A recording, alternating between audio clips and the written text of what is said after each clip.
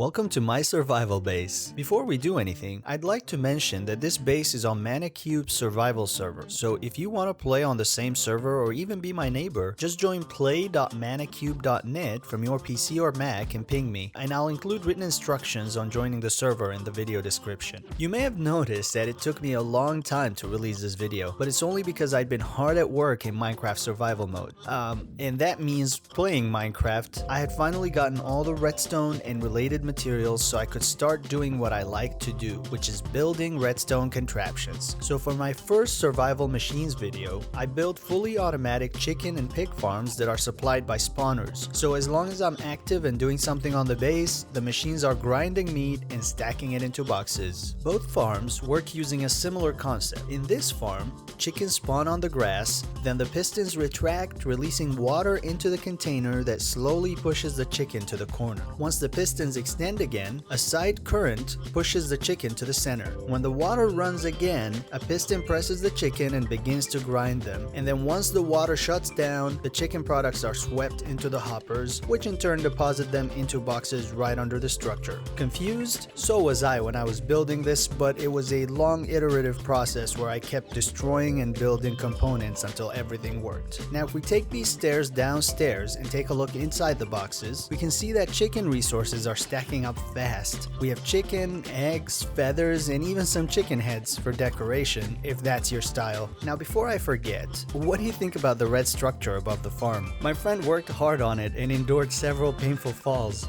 He said that the base is inspired by the Great Sphinx of Giza, and I know that the color is inspired by us not having a lot of blocks to work with. So I almost made this entire video about the chicken farm, but this redstone clock right here controls both machines, and it's really important. So I decided to do both machines in one go. This clock matters because the first time I built it, the machine started working correctly, but suddenly the clock disappeared and was replaced by about 20 signs that said, "This redstone clock is running too fast." My clock was violating Manacube's rules. I collected my floating redstone dust in repeaters and headed out to Google. At that moment, I had no idea what the note really meant. I didn't even know I had a clock until they told me, but that led me to research and build several redstone clocks, all of which got disabled by a server mod because they were way too fast. Although each time after the first one, they only disconnected the clock and placed one sign. After that, I learned what a pulse extender is, and I built one and connected it to a chain of repeaters and created a very slow clock that does exactly what I need. So this was a huge learning experience for me. Now this portion here with the two hoppers is the pulse extender that I mentioned. The more items I place in the first hopper, the longer the redstone signal remains on. This allows me to keep the chicken pressed and the water flowing for a longer time. Using this switch and a series of repeaters, my circuit can now run infinitely. One lesson I learned from this whole adventure is that creative mode can spoil you. I basked in unlimited materials and computer resources, but